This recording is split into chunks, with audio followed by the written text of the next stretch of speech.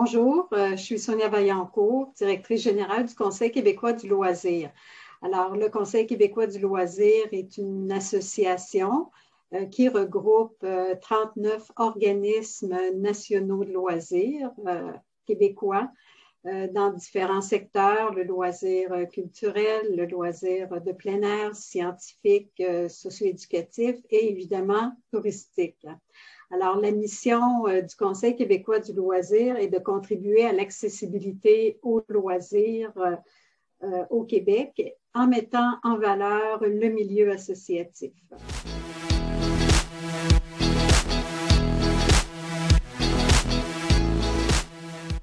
Le Conseil québécois du loisir est membre d'ISTO depuis plusieurs années.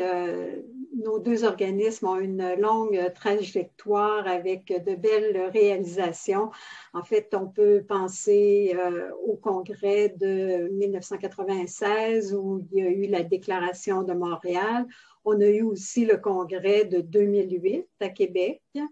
Le CQL a été membre aussi du conseil d'administration, évidemment des Amériques, mais aussi d'ISTO International, évidemment. Et au niveau des Amériques, donc le Conseil québécois du loisir a le plaisir d'accueillir dans ses locaux ISTO Amérique. Et donc, nous participons, c'est ça, au congrès, aux instances démocratiques et associatives d'ISTO, qui nous permet en fait de réaliser, de concrétiser le volet de la mission sur l'accessibilité aux loisirs et aux vacances. Donc, avec ISTO, on retrouve des collègues d'un peu partout dans le monde il y a un réseau qui nous permet d'échanger, de partager des bonnes pratiques sur plein de projets. Par exemple, pour le programme d'AFA au Québec, donc le diplôme d'aptitude aux fonctions d'animateur, on a pu par le biais d'ISTO, rencontrer des organisations en France, en Belgique, un peu partout, pour partager ce programme. Et aussi nos travaux sur l'accessibilité, donc qui concerne une approche vraiment globale de l'accessibilité, donc qui tient compte à la fois de l'accessibilité territoriale, de l'accessibilité temporelle, mais évidemment de l'accessibilité financière, culturelle. Donc, c'est des dimensions de l'accessibilité qui nous permettent de voir et d'améliorer notre offre de services, d'activités. Et on a eu l'occasion de partager ces travaux-là avec plusieurs membres de ISTO.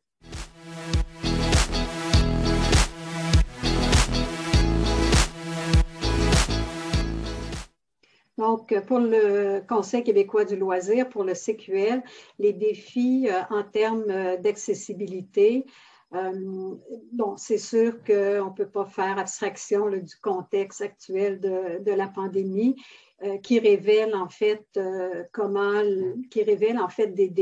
inégalités dans l'accessibilité qui étaient déjà là, mais qui sont encore d'autant plus présentes. Alors, la question de l'accessibilité aux loisirs et aux loisirs touristiques au Québec est très, comme un peu partout ailleurs, là, se vit de façon très, très différente. On voit en fait l'importance de l'accueil et de la découverte c'est ça, de notre patrimoine touristique, je dirais, au Québec, puisque tout le monde doit rester près de chez soi. Donc, je trouve que ça met beaucoup en valeur l'importance de l'accessibilité de proximité, mais aussi de façon un petit peu plus large touristique.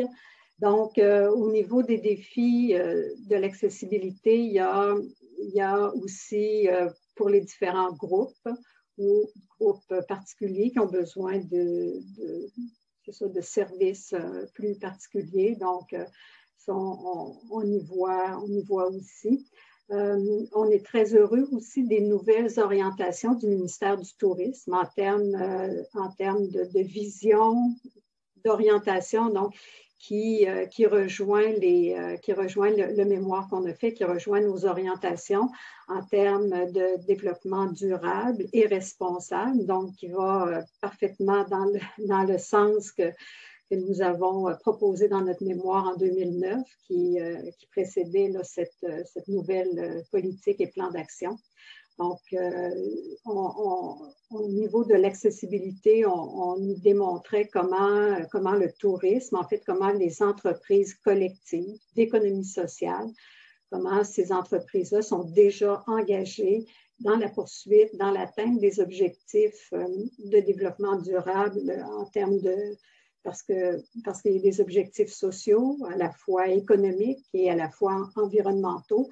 C'est sûr qu'on a des choses à travailler, à améliorer, mais on est quand même, en termes d'économie sociale, les entreprises sont très bien positionnées. D'ailleurs, au Québec, le secteur du loisir, tourisme est l'un des 5 grands secteurs en économie sociale.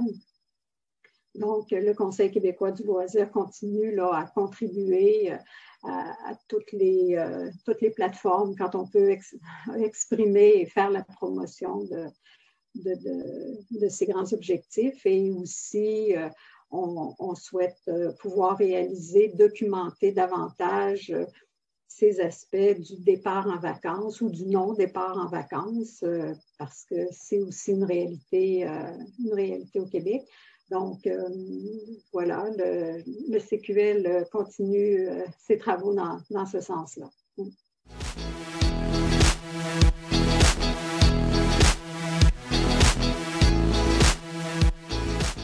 Donc, pour les défis du loisir, du tourisme, c'est sûr qu'on est encore en période de pandémie, donc notre préoccupation est vraiment de garder la mobilisation au niveau des organisations parce qu'on le sait, une des caractéristiques de nos organisations, c'est la mobilisation, entre autres, des bénévoles, mais aussi la mobilisation de toutes les équipes. Donc, en ce moment, on travaille sur ces défis-là pour garder les organisations prêtes à reprendre lorsque ce sera le moment.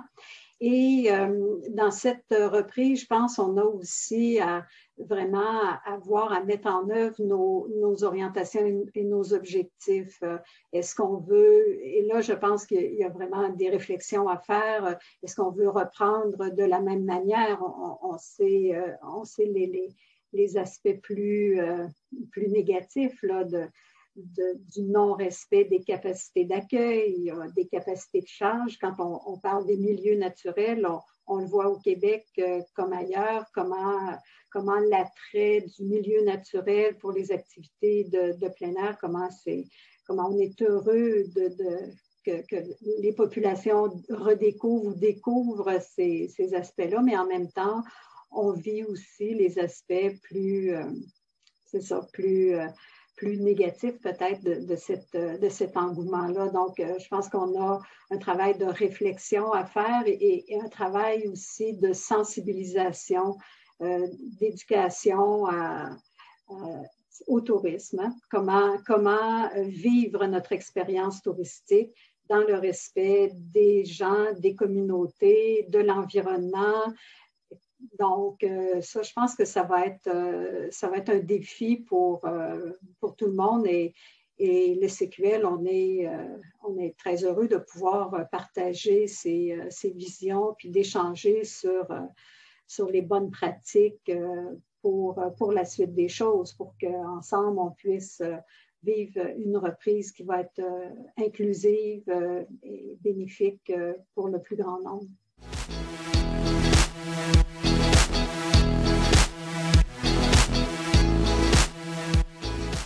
Alors, plus que jamais, la présence du réseautage de ISTO va être importante parce que c'est ça, les défis sont grands et on va avoir besoin d'échanger, de s'encourager aussi, de découvrir des manières de faire pour nous inspirer. Alors, tous ces échanges-là vont pouvoir donner place à de l'innovation. Donc, c'est un secteur où on innove beaucoup, mais je pense qu'on va devoir continuer à le faire tant sur le plan technologique, mais aussi sur le plan des pratiques. Donc, on souhaite poursuivre avec beaucoup d'enthousiasme nos échanges avec ISTO pour l'avenir.